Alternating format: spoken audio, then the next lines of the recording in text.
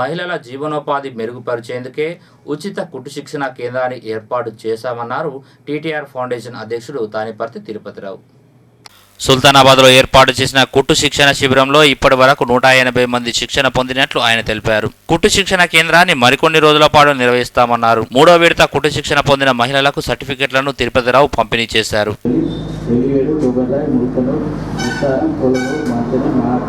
ఈ గ్రామాల నుంచి ఈ సెంటర్లో నేర్చుకోవడం జరిగింది. సో అంతమందికి ఇది ఒక స్వయం ఉపాధికి కేంద్రంగా మారినందుకు మాకైతే చాలా సంతోషంగా ఉన్నది. అట్లనే మరి ఈ శిక్షణ అనేది సీరియస్గా నడుస్తుంది కాబట్టి ఇది అయిపోయిన తర్వాత తప్పనిసరిగా అందరి కోరిక. తోట శైలజ,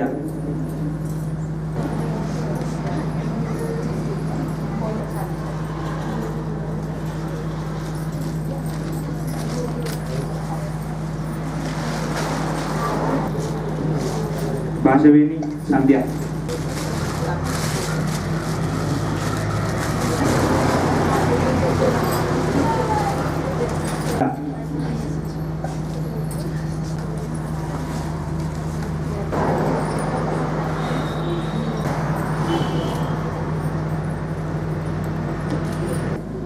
మా ఫౌండేషన్ ఆధ్వర్యంలో కుట్టు శిక్షణను పూర్తి చేసుకున్నటువంటి 60 మంది మహిళలకు ఈరోజు సర్టిఫికెట్లు ఇవ్వడం జరిగింది.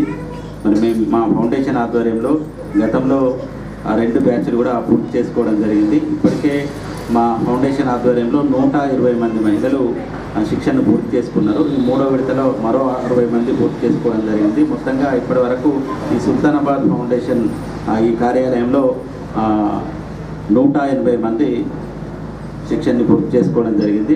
మరి మేము మా ఫౌండేషన్ ఆధ్వర్యంలో ఈ శిక్షణను పెట్టింది కూడా ఎందుకనంటే మహిళల జీవనోపాధి మెరుగుపరచాలనేటువంటి ఉద్దేశంతోనే, అదేవిధంగా వారి యొక్క వృత్తి నైపుణ్యాన్ని పెంపొందించాలనేటువంటి ఉద్దేశంతోనే ఈ కార్యక్రమాన్ని తీసుకోవడం జరిగింది.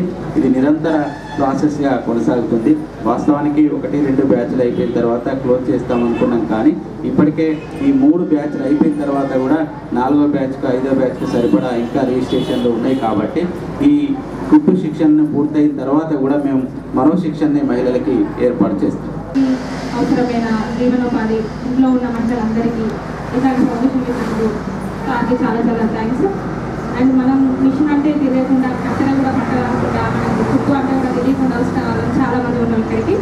అంటే అదేంటిదో కూడా తెలియకుండా వచ్చిన వాళ్ళం చాలామందికి మేడం మనకు ఫ్రెండ్లీగా ఉండి చెప్పడం, మనం నేర్చుకోవడం అనేది చాలా గర్వపడ్డ విషయం.